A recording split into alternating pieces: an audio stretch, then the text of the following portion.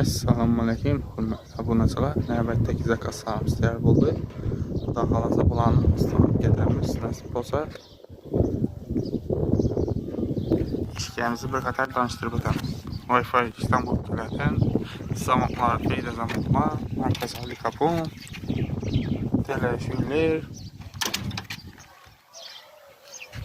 bandina high-tech ishlarimiz.